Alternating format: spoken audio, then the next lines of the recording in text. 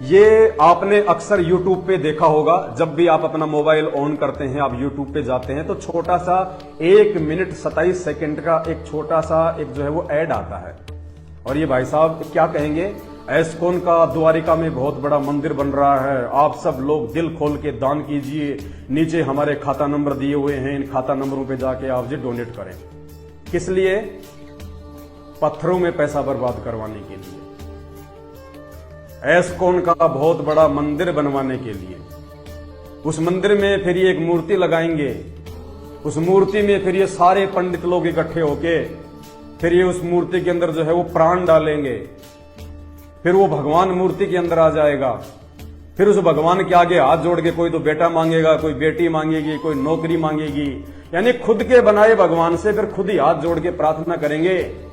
खुद ने मूर्ति बना दी, खुद ने मंत्र बना दिया, खुद ने ही जो है उसके अंदर वो प्राण डाल दिए, भगवान को जीवित कर दिया, और खुद ही फिर भगवान के आगे हाथ फैलाएंगे, हे भगवान बेटा देना, हे भगवान नौकरी देना। बताओ, ये ड्रामा नहीं है तो और क्या है? कहते हैं आप पे लिपे आप पे पोते और आप पे बनावे ओही। हरियाणा राजस्थान में एक ओही माता होती है, जो औरतें होती हैं वो अपनी दीवार पे एक जो है वो चित्र बनाया करती थी। आजकल तो बने बनाए आने लग गए हैं। तो वो क्या करती थी, वो बुढ़िया, वो होई माता की जो है वो फोटो बनाती थी, उसकी पूजा करती थी, खुद ही तो लिपा पोती करती, खुद ही फिर वो चित्र बनाती। तो कहते हैं आप पे लिपे आप पे पोते और आप बनावे ओही, और उसके आगे जो है पोता मांगे, तेरी बुद्धि कहां से खोई? बुढ़िया ने खुद ही तो माता बना दी, खुद ही लीप दिया, खुद ही पोत दिया, खुद ही अगरबत्ती कर दी, और खुद ही फिर उसके आगे हाथ जोड़ के कहती है, वही माता दया करना, मेरे घर में कोई संकट ना आ जाए, मुझे एक पोता देना, मुझे एक पोती देना, मेरा छोरा नौकरी लग जाए। बता, खुद ने ही मां बनाई, खुद ने ही माता जी को बनाया, खुद ने सारे काम किए, और खुद ही उसके आगे हाथ जोड़ रही है।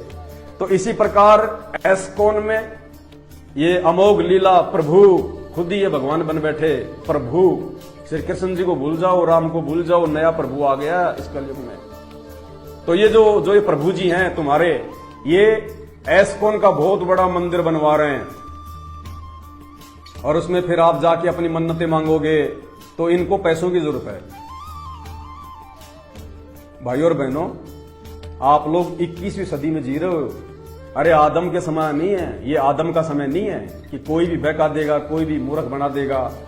भेड़ चाल में चलने का इतना शौकीन है तो क्यों पढ़ाई लिखाई की, क्यों अपने माँ बाप का पैसा बर्बाद किया? अगर आंख बंद करके ही अगर आपको आगे बढ़ना है तो वो कहते हैं ना कि धर्म नहीं ये धंधा है, यहां पढ़ा लिखा भी अंधा है। पढ़े लिखे लोग भी जब तक अपने शास्त्रों को अपनी आंखों से नहीं देखेंगे, तब तक आप लोग अंधे बने रहोगे, और इस प्रकार के लोग धर्म पे धंधा करते रहेंगे। उस कबीर परमेश्वर ने क्या बताया मंदिर के बारे में, मूर्ति पूजा के बारे में, कि पत्थर पूजे हरि मिले तो मैं पूजूं पहाड़, और इससे तो चाकी भली जो पीस खाए संसार। पत्थर पूजे हरि मिले तो मैं पूजूं पहाड़। कबीर परमात्मा अल्लाहू अकबर ने 650 साल पहले जब वो काशी में आए थे, लहर तारा तालाब में एक कमल के विकसित फूल पे वो कबीर परमात्मा एक बच्चे के रूप में स्वयं ही वो प्रकट हुए थे। बड़े होके उन्होंने धर्म में फैले हुए पाखंड की पोल खोली, हिंदू धर्म की भी, मुसलमान धर्म की भी, जिस कारण से बहुत सारे जो धर्मगुरु थे वो उनके दुश्मन हो गए थे उस समय। तो वो कबीर जी कहा करते थे, वो कबीर जिनको आप जी कहते हैं, वो कबीर दास जिनके आप जी दोहे पढ़ते हैं कि पत्थर पूजे हरि मिले तो मैं पूजूं पहाड़, इससे तो चाकी भली जो पीस खाए संसार। तो कबीर जी कहते हैं, अगर एक पत्थर के टुकड़े को काट के, चीर के, उसके ऊपर रंग रोगन करके, उसकी मूर्ति बना के, आंख नाक कान बना के, उस पत्थर के टुकड़े को मूर्ति बना के पूजने से अगर भगवान मिलता हो, तो कहते हैं मैं तो पहाड़ को पूजूं, पहाड़ को। भाई वो छोटा सा पत्थर का टुकड़ा अगर तुम्हें इतना लाभ दे सकता है, तो मैं अगर पहाड़ को पूजूंगा तो मुझे तो तुमसे कहीं ज्यादा लाभ मिलेगा। और कहते हैं इससे तो चाकी भली, चक्की, इस पत्थर की मूर्ति से तो वो पत्थर की वो चक्की अच्छी जो पीस खाए संसार।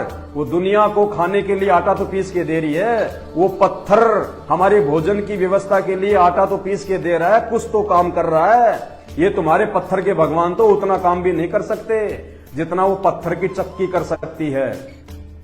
इसलिए कबीर साहिब ने, उस परमात्मा ने, अल्लाहू अकबर ने, सिकंदर लोदी भी जिनका चेला था। हाँ जी, 650 साल पहले दिल्ली का बादशाह सिकंदर लोदी उस कबीर साहिब का चेला था, उनका शिष्य था।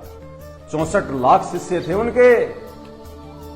तो उन्होंने मूर्ति पूजा का खंडन किया कि मूर्ख मत बनो, भगवान ऐसे नहीं मिलता। अगर एक मूर्ति से अगर भगवान मिल जाए तो फिर ये बड़े बड़े मंदिर क्यों बना रहे हो, मस्जिद क्यों बना रहे हो, चर्च क्यों बना रहे हो, गिरजाघरों में पैसा क्यों बर्बाद कर रहे हो। अगर मूर्ति में ही भगवान है तो सब अपने अपने घर पे मूर्ति लाके रख लो। फिर ये एस्कॉन वाले भाई साहब, क्यों पैसा बर्बाद कर रहे हैं देश का? क्यों बेचारे भोले भगत समाज को मूर्ख बना के, मीठी मीठी बातें बना के, डोनेट के नाम पे क्यों पैसा इकट्ठा कर रहे हैं? अगर मूर्ति में भगवान है तो सभी को आदेश दे दो कि भैया सभी मार्केट से 20 रुपए की या 50 रुपए की मूर्ति खरीद लो और सब अपने अपने घर पे लगा लो और भगवान तुम्हें वहीं मिल जाएगा। कोई एस्कॉन का मंदिर नहीं बनेगा, ना आपको कोई मंदिर में आने की जरूरत है, ना मंदिर में जाने की जरूरत है, ना कोई मस्जिद में जाने की जरूरत है, आपको अपने घर पे मिल जाएगा भगवान। लेकिन इनका मकसद ये नहीं है, इनका मकसद है खुद के लिए धंधा तैयार करना, रोजगार तैयार करना, ताकि दुनिया वहां आएगी तो दान करेगी, वो चंदा चढ़ाएगी, भेंट चढ़ाएगी, कोई सोने का मुकुट चढ़ाएगा, कोई चांदी का मुकुट चढ़ाएगा, कोई कपड़े चढ़ाएगा, तो कोई पैसे चढ़ाएगा। तो इन धर्म गुरुओं ने केवल अपने ये धंधे तैयार कर दिए हैं। तो परमात्मा ने इनका खंडन किया है कि पत्थर पूजे हरी मिले तो मैं पूजूं पहाड़, और इससे तो चाकी भली जो पीस खाए संसार। अब इस भाई साहब का एक छोटा सा वीडियो है जिन्होंने मूर्ति पूजा को बढ़ावा देने के लिए, मंदिर पूजा को बढ़ावा देने के लिए अपने आप को डेढ़ शरणा समझते हुए इन्होंने एक एग्जाम्पल दिया है कि मूर्ति पूजा जो है वो गलत नहीं है। क्यों गलत नहीं है, सुनिए इनके मुख कमल से। हरे कृष्णा। तो आज हम ये सवाल लेने वाले हैं कि हमको क्या मूर्ति पूजा करनी चाहिए या नहीं करनी चाहिए। पहली बात तो हमें ये समझनी है कि भला मूर्ति पूजा क्या होती। जैसे अक्सर आपने देखा होगा चौराहों के ऊपर किसी नेताजी का बुत बनाया जाता है, उनको हार पहनाया जाता है और बोला जाता है आज से इस चौक का नाम है नेताजी चौक। और फिर जब सब वहां से चले जाते हैं तो कबूतर आता है, उस नेताजी के ऊपर बैठता है, अपना काम करता है और उड़ के चला जाता है। तो इस प्रकार की मूर्तियों की पूजा करना मूर्ति पूजा है और ये गलत है। अक्सर आपने देखा होगा कि चौराहे के ऊपर शनि महाराज का ऐसे टीन से काट करके एक इमेज बनाते हैं, कहते हैं जय शनि महाराज, जय शनि महाराज। उससे लोग जो है सिक्के डालते हैं ताकि शनि महाराज का प्रकोप उन पे कम हो जाए। तो इस प्रकार के टीन के इमेज काट करके पैसे हासिल करना ये भी मूर्ति पूजा है और ये भी गलत है। इसी प्रकार से तांत्रिक वर्शिप, खौफनाक मूर्तियां बनाना और फिर कंकालों के साथ, जानवरों के खून के साथ, जय काली कलकत्ते वाली तेरे वचन जय खाली फूक, इस प्रकार की पूजा अर्चना करना ये भी मूर्ति पूजा है और ये भी गलत है। साथ ही किसी फिल्म स्टार को पूजना, जैसे आज अमिताभ बच्चन के मंदिर भी हैं, साथ ही जयललिता के मंदिर भी हैं, करुणा नदी के मंदिर भी हैं, सचिन तेंदुलकर के मंदिर भी हैं। If cricket is religion, Sachin Tendulkar is God. तो इस प्रकार से संसार में भले ही कोई कितने महान हो, लेकिन पूजा अर्चना तो वास्तव में भगवान की होनी चाहिए। लेकिन जब इस प्रकार के मंदिर होते हैं जहां इंसानों की पूजा की जाती है तो ये भी मूर्ति पूजा है और ये भी गलत है। तो मूर्ति पूजा करना सही है कि गलत है? वेल, मूर्ति पूजा करना गलत है। अच्छा, तो फिर ये क्या कर रहे हैं फिर यहाँ पर? ये मूर्ति पूजा नहीं है क्या? वेल, ये मूर्ति पूजा में काउंट नहीं होता, इसको बोलते हैं विग्रह सेवा। तो मूर्ति पूजा और विग्रह सेवा इन दोनों में अंतर होता है। क्या अंतर होता है भला? जैसे फॉर एग्जाम्पल अगर एक कागज का टुकड़ा हो, आप मुझे बताइए आपको दर्द हो रहा है कि नहीं हो रहा? आपको दर्द हो रहा है? वो दर्द हो रहा है? हो रहा है? नहीं हो रहा? अच्छा, एक 2000 रुपए का नोट दे जरा, अब आपको दर्द होगा ना? क्या आप 2000 रुपए के नोट का भी यही हाल करने वाले?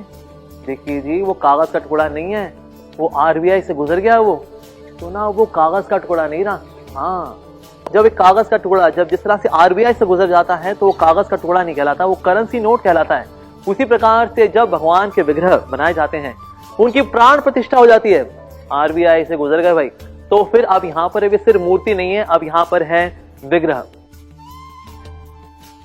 देखा आपने नौटंकी? अब इनकी इस नौटंकी पे वही लोग मूर्ख बनते हैं जो पढ़े लिखे मूर्ख हैं, एजुकेटेड फुलिश लोग, जो पढ़े लिखे होने के बाद भी जो विचार नहीं करते, वो लोग इनकी मीठी मीठी चुपड़ी बातों के ऊपर मोहित हो जाते हैं कि यार बात तो सही है, विग्रह पूजा अलग है और पत्थर पूजा अलग है। इन्होंने एग्जाम्पल दे दिए बहुत सारे। और क्या कहा कि जैसे ये कागज का टुकड़ा है, इस कागज के टुकड़े को अगर मैं फाड़ूंगा तो आपको कोई दर्द नहीं हो रहा, किसी प्रकार का कोई दर्द नहीं होगा आपको। और इन्होंने हम सबके सामने कागज के टुकड़े को फाड़ दिया, यूं। आपको कोई दर्द हुआ? नहीं हुआ, नहीं हुआ। शाहरुख खान की तरह एक्टिंग कर रहा है। इनको धर्मगुरु नहीं, इनको जो है इनको बॉलीवुड में होना चाहिए था। इनको वहां इनको बड़े बड़े अवार्ड मिलते। यूं फाड़ दिया कि जैसे कागज का टुकड़ा है। भाई साहब हमारे को समझा रहे हैं कि मूर्ति पूजा और मूर्ति विग्रह क्या है। जैसे कागज का टुकड़ा मैंने फाड़ दिया, किसी को कोई दर्द नहीं हो रहा। फिर उन्होंने 2000 का नोट दिखाया कि अब इस 2000 के नोट को मैं फाड़ूं, आपको दर्द होगा ना? होगा ना? इसी प्रकार जो मूर्ति है भगवान की, जब हम उसके अंदर प्राण डाल देते हैं, उसके बाद में फिर वो मूर्ति मूर्ति नहीं रहती, फिर वो विग्रह पूजा हो जाती है। तो भाइयों, ये इन्होंने अपना एक जो है ये तर्क दे दिया मूर्ति पूजा को और जो है वो बढ़ावा देने के लिए।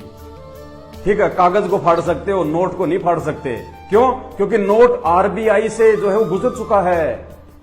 इस 2000 के नोट से हम लोग जो मर्जी हम लोग जो है सामान हम खरीद सकते हैं। 2000 के नोट की 2000 की वैल्यू है। हमें पता है उस बात का कि ये नोट वर्तमान में ये प्रचलन में है, इसकी 2000 की वैल्यू है। इसलिए हम नोट को नहीं फाड़ सकते। और वो कागज, उसकी कोई वैल्यू नहीं है, फाड़ दो। ठीक है, इसी प्रकार मूर्ति एक तो सामान्य मूर्ति है जो कि चौराहे पे लगी है, भगत सिंह की लगी है, महात्मा गांधी की लगी है, उनकी कोई कुछ नहीं है। और एक मूर्ति जो हम लोग मंदिरों में रखते हैं, हम सारे पंडित लोग मिलके मंत्र उच्चारण करके इनके अंदर जो है जान डाल देते हैं, प्राण डाल देते हैं, उसके बाद फिर ये विग्रह बन जाता है। ठीक है, अब इस भाई का जो तर्क है वो कितना जो है वो घटिया तर्क है। इनको केवल यहीं तक का ज्ञान है, लेकिन उस पूर्ण परमात्मा अल्लाह अकबर ने, संत रामपाल जी भगवान ने अपने बच्चों को आके जो ज्ञान दिया है, जो सत्संग दिया है, उस ज्ञान और सत्संग के आगे तो ये लीला प्रभु जैसे महात्मा जी जो है टिक भी नहीं सकते। तो क्या बताया इन्होंने कि आप 2000 के नोट को नहीं फाड़ सकते क्योंकि वो आरबीआई से गुजरा हुआ है, उसकी वैल्यू है। ठीक है, ये क्या है? 1000 का नोट है ना, और आप सबको पता है कि 1000 के नोट मोदी जी ने बंद कर दिए, अब ये प्रचलन में नहीं है। और इस नोट को यदि मैं फाड़ूं तो आपको कोई दर्द होगा? नहीं होगा, नहीं होगा दर्द, बिल्कुल ही नहीं होगा। क्यों नहीं होगा? क्योंकि ये प्रचलन में नहीं है। आरबीआई ने इसको कैंसिल कर दिया। रद्दी कागज की तरह इसकी वैल्यू है, इसलिए इसको फाड़ दूं तो कोई दिक्कत नहीं है।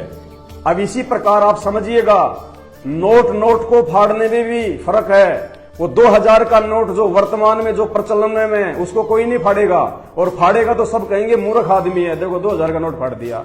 और ये भी 1000 का नोट ही है, लेकिन इसको आरबीआई ने कैंसिल कर दिया, वर्तमान में इसकी कोई वैल्यू नहीं है, इसलिए मैंने इसको फाड़ा तो आपको कोई दर्द नहीं हुआ। ठीक इसी प्रकार भाइयों और बहनों, बात को समझो। वर्तमान में जो श्री राम, श्री कृष्ण, 33 करोड़ देवी देवता, माता काली, भैरव, भूत, मसाणी, गणेश, पता नहीं दुनिया भर के देवी देवता, वर्तमान में इनकी पूजा से किसी प्रकार का कोई लाभ नहीं है, इनकी कोई वैल्यू नहीं है। क्यों नहीं है? क्योंकि वर्तमान में ये वो काम नहीं कर सकते जो काम जिस समय ये धरती पे आए हुए थे मानव रूप में, उस समय जो काम ये कर सकते थे। जिस प्रकार 2000 का नोट भाई साहब ने दिखाया कि वर्तमान में इसको कोई भी नहीं पढ़ेगा। क्यों नहीं पढ़ेगा? क्योंकि वर्तमान में इसकी वैल्यू है। तो जिस समय वो श्री राम, श्री कृष्ण, हनुमान जी, देवी देवता वर्तमान में धरती पे थे, उस समय उनकी वैल्यू थी। उस समय हम उनके पास में जाते, अपना कोई दुख और तकलीफ लेके, तो वो हमारे को राहत हमारे को देते, हमारा वो कोई समाधान करते। उस समय उनकी वैल्यू थी। लेकिन उनके मरने के बाद आज केवल उनकी फोटोएं रह गई, उनकी मूर्तियां रह गई। जैसे ये 1000 रुपए का नोट जो मैंने अभी फोड़ा, ये भी 1000 का नोट ही है, लेकिन ये पहले चला करता था, अब नहीं चलता क्योंकि अब इसकी वैल्यू नहीं है। ठीक इसी प्रकार राम और कृष्ण जब आए थे वो धरती पे, उस समय उनकी वैल्यू थी। उस समय वो कोई काम जो है मानव समाज के लिए वो कर सकते थे, आज नहीं कर सकते। आज राम और श्री कृष्ण 33 करोड़ देवी देवता मुसलमान भाइयों की मस्जिद में या मजारों पे जो ये पूजा पाठ करते हैं, कोई भी धर्म का कोई भी व्यक्ति जिस भी मूर्ति पूजा की जो फोटो करता है, आज वो 1000 नोट की तरह है। वर्तमान में उसकी कोई वैल्यू नहीं है। जब वो देवी देवता, वो भगवान, वो अल्लाह जब इस धरती पे थे, उस समय के लोगों को उन्होंने लाभ दिया, उस समय उनकी वैल्यू थी। वर्तमान में उनकी वैल्यू, उन मूर्तियों की वैल्यू केवल 1000 के उस फर्जी नोट की तरह है, 1000 के उस मार्केट में ना चलने वाले नोट की तरह है। 2000 का नोट भाई साहब ने दिखाया, इसको फाड़ूंगा तो आपको दर्द होगा। बिल्कुल होगा, क्योंकि 2000 का नोट वर्तमान में वो प्रचलन में है। 2000 का नोट हमारे को लाभ दे सकता है, और मैंने वही 1000 का नोट फाड़ा, किसी को कोई दर्द नहीं हुआ। क्यों? क्योंकि वो प्रचलन में नहीं है। तो ठीक इसी प्रकार कोई भी देव देवता या भगवान है, जिस समय वो प्रचलन में थे, जिस समय वो धरती पे थे, उस समय वो लाभ दे सकते थे। और वर्तमान में चाहे उनकी कितनी पूजा कर लो, कितना नाक रगड़ लो, कितना सोने चांदी की मुकुट पहना दो, कितने लाल पीले हरे काले नीले उनके आप वो कपड़े पहना दो, कितना उनकी आंखों में आप जी सिंदूर लगा दो, माथे पे तिलक लगा दो, कितना झूले में झुलाओ, कितना जो है लड्डू गोपाल बनाओ, कुछ बेनिफिट नहीं होने वाला, क्योंकि वर्तमान में वो प्रचलन में नहीं है। वो वर्तमान में कुछ नहीं कर सकते आपके लिए, कुछ भी। उनसे ज्यादा काम सड़क के ऊपर जो मील का जो पत्थर आता है, सड़क के ऊपर जो मील का जो पत्थर है, जो पत्थर लोगों को जो रास्ता बताता है कि यहां से बंबई कितना किलोमीटर है, यहां से दिल्ली कितना किलोमीटर है, वो पत्थर ज्यादा जो है वो प्रभावशाली है वर्तमान में उन भगवानों की मूर्तियों से। आप उस मूर्ति के आगे जाके बैठो और मूर्ति से कहो कि महाराज जी नमस्कार, आपको दंडवत प्रणाम। महाराज जी, मेरे घर में जो है एक पोता हुआ है कल, तो आप मुझे बताइए मैं इसका क्या नाम रखूं, इस पोते का मैं क्या नाम रखूं। आप 20 दिन बैठे रहो, चाहे 20 साल बैठे रहो, वो मूर्ति आपको ये नहीं बताएगी कि तू इसका नाम नटवर लाल रख ले या तू इसका नाम जो है वो काशीराम रख ले। नहीं बोलेगी वो मूर्ति, क्योंकि वो पत्थर है, वो 1000 के नोट की तरह वर्तमान में उसका प्रचलन समाप्त है। उसके अंदर कोई प्राण नहीं है, कोई जीव नहीं है, ना वो बोल सकती, ना चल सकती, ना देख सकती, ना बोल सकती, ना वो सुन सकती। वो मूर्ति आपको नाम नहीं बताएगी कि आप अपने पोते का ये नाम रख लो। और रोड के किनारे जो मील का पत्थर है, उस मूर्ति से तो वो अच्छा है जो आपको ये बता देगा कि यहां से दिल्ली 100 किलोमीटर दूर है, यहां से बंबई 1150 किलोमीटर दूर है। तो उस पत्थर की मूर्ति से तो रोड के साइड में लगा हुआ वो पत्थर अच्छा है, जो कम से कम हमारा मार्गदर्शन तो कर रहा है, हमारी गाड़ी का पेट्रोल तो जो है वो बचा रहा है, गाड़ी का डीजल तो बचा रहा है। अगर वो मील का पत्थर ना होता तो हम किसी और रोड पे चले जाते, उल्टी दिशा में जाते, हमारी गाड़ी का डीजल खराब हो जाता, पेट्रोल बर्बाद होता। उस रोड पे लगे हुए मील के पत्थर ने जो किलोमीटर बताता है, उस मूर्ति से ज्यादा काम तो वो मील का पत्थर कर रहा है कि आपको रास्ता बता रहा है और आपका वो मार्गदर्शन कर रहा है। तो भाई और बहनों, इस मूर्ति पूजा के भरोसे में ना रहो। ये मानव शरीर मूर्ति पूजा करने के लिए नहीं मिला है। ये मानव शरीर पूर्ण परमात्मा की पहचान, और पूर्ण परमात्मा की पहचान होगी कब? पूर्ण गुरु से। और पूर्ण गुरु कहां मिलेगा?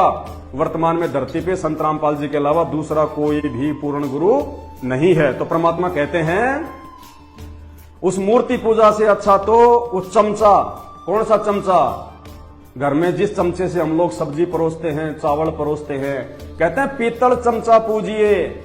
उस मूर्ति से अच्छा तो पीतल का जो वो चमचा होता है, स्टील का जो वो चमचा है, उसकी पूजा करो। क्यों? क्योंकि पीतल चमचा पूजिए जो थाल परोस है, अरे वो कम से कम वो चावल परोसता है, वो सब्जी परोस देगा, काम आता वो। पीतल चमचा पूजिए जो थाल परोस है, वो जड़ मूर्त किस काम की मत रहना भरोसे। वो जड़ मूर्त, वो पत्थर की मूर्ति, वो भगवान, वो किसी काम की नहीं है, उसके भरोसे मत रहना। उससे अच्छा तो पीतल का, वो स्टील का वो चमचा है जो कम से कम खाना तो परोसने के काम आता है। ये कबीर साहब ने मूर्ति पूजा का खंडन किया था आज से 650 साल पहले। दिल्ली का बादशाह सिकंदर लोदी भी जिनका जो है वो गुरु था। और मूर्ति पूजा में बताओ आज तक मूर्ति से बाहर निकल के भगवान ने जो है किसको वो दर्शन दिए हैं? बता दीजिए कि मंदिर में भगवान ने अगर किसी को अगर वो दर्शन दिए हो तो एक का भी नाम बता दीजिए आप। अरे नामदेव का भगवान ने दूध पिया, मंदिर में नहीं पिया। नामदेव ने भगवान को, विठल को अपने घर पे भोग लगाया था। विठल भगवान ने नामदेव का दूध पिया, उस पत्थर से प्रकट होके, मंदिर में प्रकट नहीं हुए थे। मीराबाई के जहर को अमृत परमात्मा ने जो है मंदिर में नहीं बनाया, राजमहल में बनाया था, उसके घर में जहां सोती थी, जहां पे वो मूर्ति रखती थी। प्रहलाद भगत को भगवान ने आके बचाया, नरसिंह रूप धारण करके वो खंबे में प्रकट हुए थे, राजा के महल में, मंदिर में प्रकट नहीं हुए थे। भगवान कोई बाध्य नहीं है कि वो मंदिर में बैठा हुआ मिलेगा आपको। और उस समय नामदेव का जो है वो पत्थर से बाहर निकल के दूध पीना, मीराबाई के जहर को अमृत बनाना, और प्रहलाद भगत के लिए खंबे में प्रकट होना, वो कोई सामान्य बात नहीं थी। ऐसे भगवान नहीं प्रकट होता। लेकिन वो जो आत्माएं थी, नामदेव जी, मीरा जी, प्रहलाद, वो पिछले जन्मों की उनके पास में भक्ति थी, उनके पास में उनका भक्ति धन था, पुण्य थे उनके पास में, जिस कारण से भगवान को उनकी रक्षा के लिए आना पड़ा। वरना आज 5-5 साल की जो बच्चियां हैं उनके बलात्कार हो रहे हैं, क्या वो भगवान को नहीं पुकारती हैं क्या? बुजुर्ग माता पिता को उनके बच्चे मारते हैं, पीटते हैं, कहां है भगवान? क्यों नहीं आ रहा उनको बचाने भगवान? ये जितने भी जो धर्मगुरु हैं, ये लड्डू गोपाल को, फलाने गोपाल को, राधे राधे को रोज भोग लगाते हैं। एक भी धर्मगुरु हिंदुस्तान में बता दो, या मुसलमान धर्म का कोई भी मुल्ला मौलवी बता दो, जिसके लड्डू खाने के लिए भगवान ने आगे हाथ बढ़ाए हो उस मूर्ति से। क्यों नहीं बढ़ा रहा भगवान? क्यों नहीं बढ़ा रहा? क्योंकि इन धर्मगुरुओं के पास में इनकी पिछली भक्ति नहीं है, इनकी बैटरी डिस्चार्ज हो रखी है, ये केवल पाखंड पूजा है। तो जो नामदेव थे, जो मीरा जी थी, जो प्रहलाद जी थे, या जो कर्माबाई थी जिसका भगवान ने आके जो है वो खिचड़ा खाया था, ये पिछले जन्म की भक्ति से युक्त आत्माएं थी। उस भक्ति के जो है वो प्रभाव से भगवान ने आना पड़ा, वरना आज क्यों नहीं आ रहा भगवान? अरे द्रौपदी का जब महाभारत के युद्ध में जब उसका चीर हरण किया जा रहा था, उसको नंगा किया जा रहा था दुशासन के द्वारा, तब तो भगवान आ गए, भगवान ने उसका चीर बढ़ा दिया। और आज 5-5 साल की बच्चियों के, 8-8 साल की बहन बेटियों के आज जो है वो बलात्कार हो रहे हैं। कहां भगवान? वो भी तो चिल्लाती हैं, वो भी तो अपनी इज्जत रक्षा के लिए भगवान से हाथ जोड़ती होंगी। क्यों नहीं आता भगवान? क्योंकि वर्तमान में जो माता बहनें हैं वो उल्टी साधना करती हैं सब, इसलिए भगवान उस साधना से उनकी रक्षा नहीं कर सकता, आ ही नहीं सकता परमात्मा, बचाव ही नहीं कर सकता। और जो द्रौपदी थी वो पिछले जन्म की परमात्मा की अच्छी आत्मा थी, उसने भक्ति की हुई थी, दान पुण्य उसने किए हुए थे, सच्चे संत को दान पुण्य किया हुआ था, पूर्ण संत को दान पुण्य किया हुआ था, तत्वदर्शी संत को दान पुण्य किया था। बाखबर को इन वर्तमान के चुंडित मुंडित, गले में रुद्राक्ष की माला, बड़ा सा छोटा तिलक छापा है, ये पहन के ढोंग और पाखंड करने वाले को द्रौपदी ने दान धर्म नहीं किया था। अगर द्रौपदी भी अगर ऐसे किसी नकली और पाखंडी अगर गुरु को अगर वो मंदिर मस्जिद में जाके अगर दान करती तो परमात्मा उसको बचाने नहीं आता।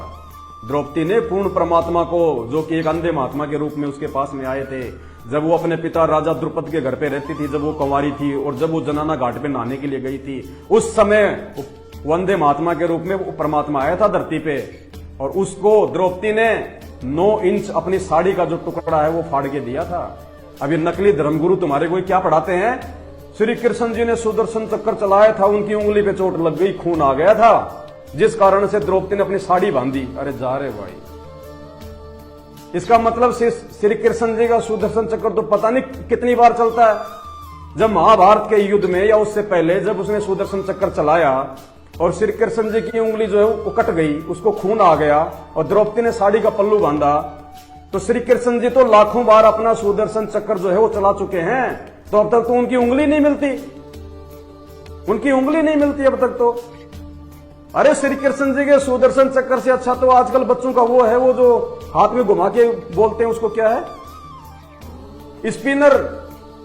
आजकल की जो कंपनियां हैं बहुत अच्छा एक वो बनाती है, गोल गोल सा, बीच में उसमें जो है वो बेरिंग आता है, और छोटे छोटे बच्चे उसको डाल के उंगली में उसको स्पिनर को और उसको यूं घुमाते हैं, और चाहे वो 1 घंटा घूमता रहे उस बच्चे की उंगली पे चोट नहीं लगती।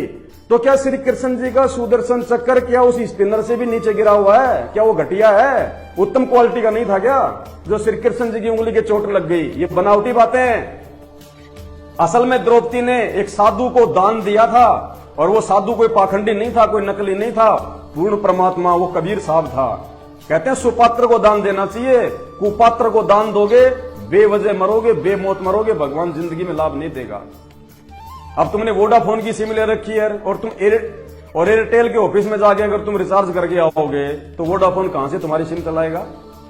तो ये जितने भी वर्तमान के जो नकली धर्मगुरु, साधु, संत, महात्मा, मुल्ला, मौलवी, पास्टर, काजी, ये सब के सब नकली हैं, पाखंडी हैं। इनको भगवान की जानकारी नहीं, इनको भक्ति की जानकारी नहीं, इनको हमारे धर्मशास्त्रों की जानकारी नहीं। ये केवल अपना पेट भरने के लिए, अपना परिवार चलाने के लिए इन्होंने अपना धार्मिक धंधा खोल रखा है। और जब तक आप इनके पीछे लगे रहोगे आंख बंद करके, तब तक आपकी ऐसी दुर्गतियां होती रहेंगी, चाहे भी हिंदू हैं, चाहे मुसलमान हैं, चाहे सिख है, चाहे ईसाई है, जो मर्जी हैं आप। अब ये कहते हैं, उस वीडियो में आपने देखा होगा भाई साहब ने लास्ट में क्या बोला, आपने ढंग से नहीं सुना तो एक बार फिर से आपको मैं सुना देता हूं थोड़ा सा। तो आज भी सवाल लेने वाले प्राण प्रतिष्ठा ध्यान से सुनिए। क्या आप 2000 रुपए के नोट का भी यही हाल करने वाले? देखिए जी, वो कागज का टुकड़ा नहीं है, वो आरबीआई से गुजर गया। वो सुना, वो कागज का टुकड़ा नहीं ना। हाँ, जब कागज का टुकड़ा, जब जिस तरह से आरबीआई से गुजर जाता है तो वो कागज का टुकड़ा नहीं कहलाता, वो करेंसी नोट कहलाता है। उसी प्रकार से जब भगवान के विग्रह बनाए जाते हैं, उनकी प्राण प्रतिष्ठा हो जाती है। प्राण प्रतिष्ठा से गुजर गए भाई, तो फिर अब यहाँ पर एक सिर्फ मूर्ति नहीं है, अब यहाँ मंदिर बना के और मंदिर में फिर एक बहुत बढ़िया सी मूर्ति लाएंगे। ये एस्कॉन के मंदिर में बढ़िया संगमरमर की, उसको रंग रोगन करके, उसके ऊपर जो है वो पॉलिश वालिश करके फिर उसको उस मंदिर में लगा देंगे। और मंदिर में लगा के फिर क्या करेंगे, सारे लोग मिलके भगवान को जीवित करेंगे, मरे हुए भगवान को जीवित करेंगे। सारे भगवान के जो प्राण हैं वो उस मूर्ति में डाल देंगे ये, और मूर्ति में प्राण डालने के बाद में फिर वो मूर्ति नहीं रह जाएगी, फिर वो भगवान वाला काम करेगी। जो मर्जी आप उससे मांगोगे आपको देगी, बेटा मांगोगे बेटा देगी, जो मर्जी मांगोगे आपको देगी, क्योंकि उसके अंदर भगवान प्रवेश कर गए। उसकी जो है वो प्राण प्रतिष्ठा हो गई। अब वो मूर्ति पत्थर नहीं, भगवान बन गई। अब वो मूर्ति पत्थर का काम नहीं, भगवान का काम करेगी। तो इस भाई साहब से मेरी हाथ जोड़ के प्रार्थना है, मैं 5000 रुपए की कहीं से जुगाड़ करके 5000 रुपए लेके किसी से मांग के, और मैं एक पत्थर की एक बड़ी सी जो है मतलब एक वो भैंस लेके आऊंगा। आप एस्कॉन के मंदिर में भगवान की जो मूर्ति लगाओगे ना, उससे भी ऊंची लेके आऊंगा। 5000 रुपए की एक पत्थर की भैंस की मूर्ति लेके आऊंगा। और आप सभी से हाथ जोड़ के प्रार्थना करूंगा, जितने आप पंडित लाओ उतने ले आओ, जो भी खर्चा होगा मैं दूंगा। और मेरी उस भैंस में, उस पत्थर की भैंस में सारे मिलके वेद मंत्र बोल के उसके अंदर वो प्राण प्रतिष्ठा कर दो, ताकि मैं रोज भैंस का दूध निकाल सकूं।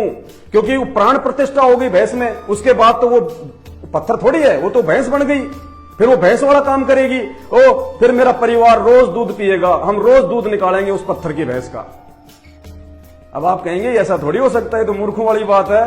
तो भाई वो पत्थर के टुकड़े में जिसको तुमने बनाया, जिसको तुमने सजाया, तुमने छेनी और हथौड़े चलाए, उसके ऊपर बैठ बैठ के जूते चप्पल पहन पहन के तुमने उसको ठोका, उसको पहना है, उसके ऊपर फिर रंग रोगन किया, उसकी पॉलिश करी और मंदिर में लाके रख दिया। और सारे पंडित इकट्ठे होके फिर तुम उसके अंदर वेद मंत्र बोल के वो प्राण डाल रहे हो। फिर तुम ये कहते हो कि अब ये विग्रह हो गया, अब ये पत्थर नहीं रहा, अब इसमें भगवान प्रवेश कर गए।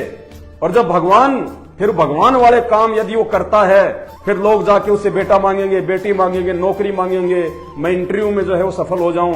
तो भाई वो पत्थर की भैंस में प्राण डालने के बाद में, प्राण प्रतिष्ठा करने के बाद में, फिर वो पत्थर की भैंस वाला काम क्यों नहीं करेगी? उसने भी तो करना चाहिए। फिर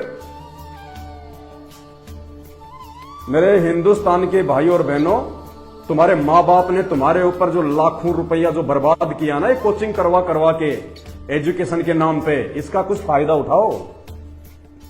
ये 2 टाइम की रोजी रोटी भगवान ने तुम्हारे हिस्से में उसी समय लिख दी थी जब तुम अपनी मां के पेट में थे। ये शिक्षा, ये नौकरी, ये रोजी रोटी के लिए नहीं होनी चाहिए। आपके बाप दादा, आपके परदादा कौन सा MBA किए हुए थे, किसने PhD कर रखी थी? वो तो जो है पढ़ना लिखना भी नहीं जानते थे बेचारे, आज से 50 साल पहले। और वो उस समय ऐसा जीवन जिया करते थे, ऐसा शांतिपूर्वक जीवन जिया करते थे, ऐसे प्यार और जो है वो प्रेम से रहा करते थे, ऐसा वो शुद्ध खाना खाया करते थे, जो आज तुम PhD करके या MBA करके, इंजीनियरिंग करके भी सारा दिन टेंशन में रहते हो। 2 टाइम की रोटी के लिए लेके फाइल लेके सारे डॉक्यूमेंट्स दर दर घूमते रहते हो, नौकरी नहीं मिल रही, नौकरी नहीं मिल रही। ये नौकरी एजुकेशन के लिए, ये जो एजुकेशन है ये नौकरी के लिए नहीं है। ये एजुकेशन देने का मतलब उस परमात्मा का कुछ और है। आज से पहले क्यों नहीं थी ये पढ़ाई? आज से 50 साल पहले एजुकेशन कहां थी हमारे हिंदुस्तान में? सन 1951 से पहले एक ब्राह्मण वर्ग को ही मात्र पढ़ने का अधिकार था, बाकी लोग तो जो है पढ़ते नहीं थे। कोई भी अपने बच्चों को स्कूल में नहीं भेजता था। क्यों? ये एजुकेशन परमात्मा ने इसलिए दी है कि वर्तमान में उस अल्लाह अकबर को, उस परमात्मा को, उस जगदम्बा को, उस जगदीश को आज इस धरती पे नीचे उतर के आना है। और वो संत रामपाल जी के रूप में आ गए। और ये शास्त्र आज से पहले केवल ये संस्कृत भाषा में होते थे, कोई भी व्यक्ति इनको नहीं पढ़ सकता था, केवल उन ब्राह्मणों के अलावा, उन पंडितों के अलावा, उन धर्मगुरुओं के अलावा। आज क्यों ये जितने भी शास्त्र हैं ये सभी भाषाओं में हो गए? आप चाहे इनका हिंदी में अनुवाद पढ़ लो, चाहे अंग्रेजी पढ़ लो, चाहे संस्कृत पढ़ लो, चाहे उर्दू पढ़ लो, तो ये शिक्षा और सभी शास्त्रों को सभी भाषाओं के अंदर ये कन्वर्ट कर दिया उस परमात्मा अल्लाह अकबर संत रामपाल जी भगवान ने इसीलिए किया है कि ये वर्तमान का जो समय है ये मोक्ष का समय है, ये मुक्ति प्राप्त करने का समय है। अंधविश्वास में किसी दूसरे के जो है वो पैर पे जो है वो पैर रख के चलने का नहीं है, भेड़ चाल में चलने का नहीं है। ये शिक्षा इन शास्त्रों को जो है वो पढ़ने के लिए दी है भगवान ने, शास्त्रों को समझने के लिए दी है, सच्चे गुरु की पहचान के लिए दी है। आज से पहले तो कोई जानता भी नहीं था तत्वदर्शी संत क्या होता है, गीता जी में क्या लिखा है, वेदों में क्या लिखा है। आज इन 50 सालों में भगवान ने जो शिक्षा दी हमारे को, सभी शास्त्रों का हर भाषा में अनुवाद करवा दिया। गूगल पे जाके आप कोई भी गीता का श्लोक, कोई भी वेदों का श्लोक जाके आप जो है मतलब सर्च करो। क्यों आ रहा है? इस टेक्नोलॉजी ये किसने दी है? ये शिक्षा, ये गाड़ी घोड़े, इंटरनेट, टीवी, ये मोबाइल किसने दिए? ये परमात्मा की देन है, इंसान की देन नहीं है। ये ना सोचना कि इंसान ने दिमाग लगा के मोबाइल बना दिया, इंटरनेट बना दिया, ये गाड़ियां बना दी। नहीं, लाख जन्म में नहीं बना सकता इंसान।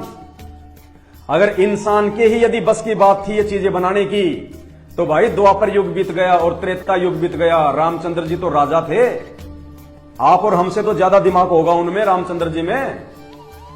रामचंद्र जी अपने लिए गर्मियों में एसी क्यों नहीं बना पाए? सर्दियों के लिए वो हीटर क्यों नहीं बना पाए?